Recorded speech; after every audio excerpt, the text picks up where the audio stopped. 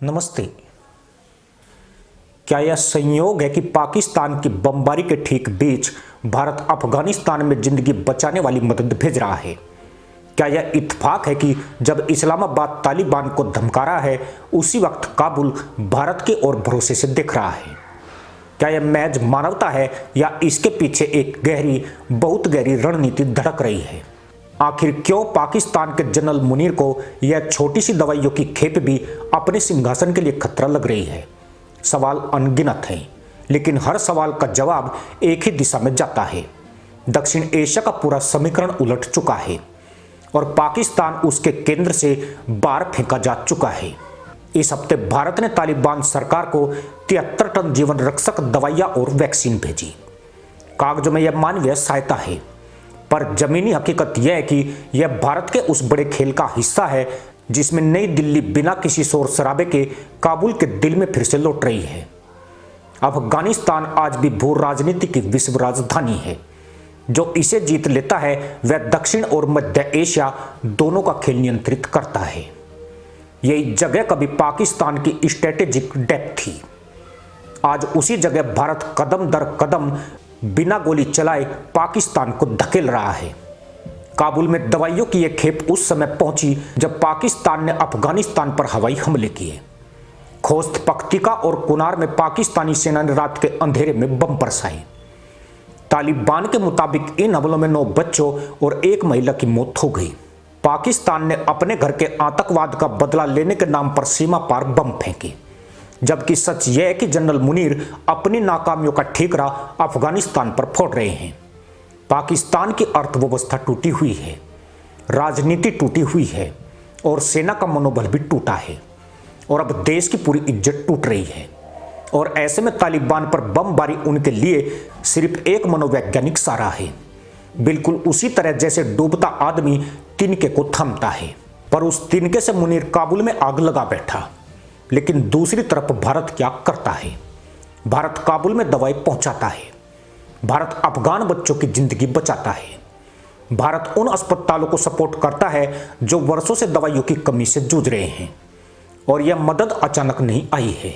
यह कदम उस समझदारी का हिस्सा है जिसे भारत पिछले 1 साल से लगातार बना रहा है। तालिबान के विदेश मंत्री मुत्तकी भारत आए। उसके बाद मंत्री अजीजी का 5 दिन का भारत दौरा हुआ। विशेषज्ञों का कहना है कि यह दौरा भारत की नई रणनीति का सबसे ठोस सबूत है। भारत कोई जल्दबाजी नहीं कर रहा।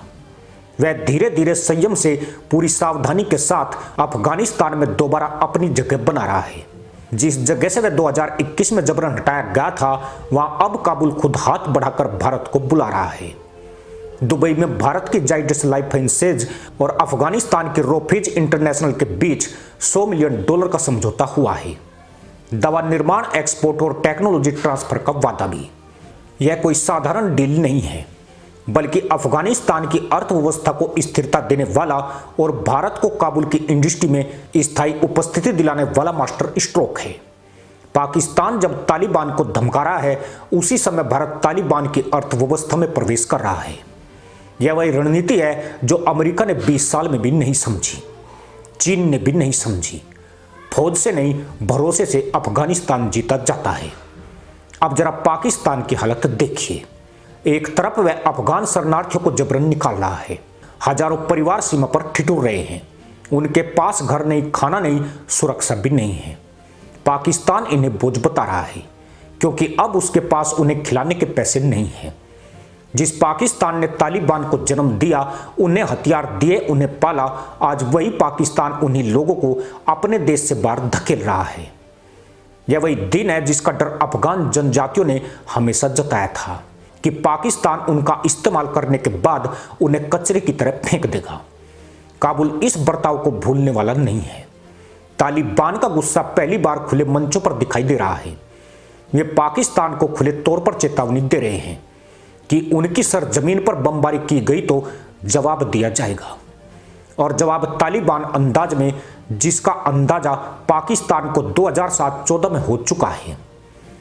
पाकिस्तान ने सोचा था कि तालिबान उनकी जेब में है, लेकिन तालिबान कभी किसी की जेब में नहीं रहते। ना अमेरिका की जेब में, ना चीन की, ना रूस की, और अब पाकिस्तान की तो बिल्कुल भी नहीं। ऐसे समय में भारत का आगे आना तालिबान के लिए उम्मीद का संदेश है। दुनिया में लगभग हर देश तालिबान सरकार को लेकर कतराता है, डरता है, संदेह करता है, लेकिन भारत बहुत सोच समझकर एक रास्ता निकाल रहा है। मानवीय सहायता, व्यापार, लोगों की मदद और एक भरोसेमंद साझेदारी। तालिबान को पहली बार महसूस हो रहा है कि भारत उनके देश के लोगों का भला चाहता है, न कि उनकी जमीन का इस्तेमाल। पाकिस्तान के उलट भारत किसी आतंकी गुट को ट्रेन नहीं करता, न ही उनके देश को अपने स्ट्रेटेजिक डेप्थ की तरह ट्रीट करता है। तालिबान के मंत्रियों का भारत के प्रति बदलता रवैया इसी बात का प्रमाण है, और यह समीकरण पाकिस्तान को हर स्तर पर खा रहा है। जनरल मुनीर को सबसे बड़ा डर यह है कि अगर अफगानिस्तान भारत की तरफ झुक गया तो पाकिस्तान की उत्तरी सीमा हमेशा के लिए अस्थिर हो जाएगी। जो तालिबान आज पाकिस्तान को चेतावनी दे रहा है, वह कल टीटीपी को खुलकर सपोर्ट भी कर सकता है, और टीटीपी पाकिस्तान की नींव हिलाने के लिए काफी है। पाकिस्तान की सेना जिस दोस्ताना तालिबान की उम्मीद लगाए बैठी थी, वह अब भारत के और करीब आ रहा है, और यही वह डर है जो आज मुनीर को रातों में जगाए रखता है। भारत की मदद सिर्फ दवाई नहीं है, भारत अफगानिस्तान के साथ धीरे धीरे कूटनीतिक रिश्ते भी बहाल कर रहा है। शिक्षा, व्यापार, परिवहन, दवाइयां, हर सेक्टर में भारत एक एक ईंट जोड़ रहा है। अपनी नीतियों में बदलाव नहीं कर रहा है, बस अपने कदमों को संतुलित कर रहा है। भारत जानता है कि तालिबान आज की मजबूरी है, लेकिन अफगान जनता हमेशा रहती है, और अफगान जनता ने पिछले 20 साल में भारत को भरोसेमंद, ईमानदार और सबसे शांति प्रिय साथी के रूप में देखा है। यही भारत की सबसे बड़ी ताकत है। उधर पाकिस्तान का हर कदम उसे अपनी बर्बादी की तरफ ले जा रहा है। आर्थिक दिवालियापन, राजनीतिक अस्थिरता, सेना की टूटती साख, IMF की दया पर टिकी सरकार, और अब उस पर अफगानिस्तान के साथ खुला तनाव। कश्मीर पर शोर मचाने वाला पाकिस्तान आज काबुल से भी डर रहा है। वही पाकिस्तान जो तालिबान को अपने लश्करों की तरह इस्तेमाल करता था, आज उन्हीं तालिबानों से पस्त पड़ चुका है। पाकिस्तान जिस स्ट्रेटेजिक डेप्थ का सपना देखता था, वह गहराई अब भारत की ओर शिफ्ट हो रही है।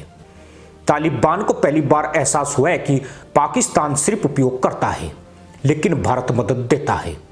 पाकिस्तान मौत ड्रोन और बम लेकर आता है, भारत अस्पताल, सड़कें, स्कूल लेकर आता है। पाकिस्तान शरणार्थियों को धक्के देता है, भारत दवाएं और जीवन बचाने वाली सहायता देता है। पाकिस्तान के लिए तालिबान सिर्फ एक टूल है, भारत के लिए अफगान लोग इंसान हैं। यही फर्क इतिहास लिखता है।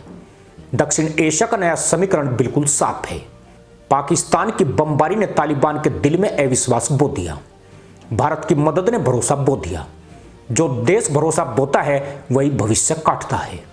आज तालिबान भारत को एक नरम, समझदार और विश्वसनीय शक्ति की तरह देख रहा है, और यह भरोसा लंबे समय के लिए खेल बदल देगा। इसी के साथ अनुमति दोस्तों, जय हिंद, वंदे मातरम।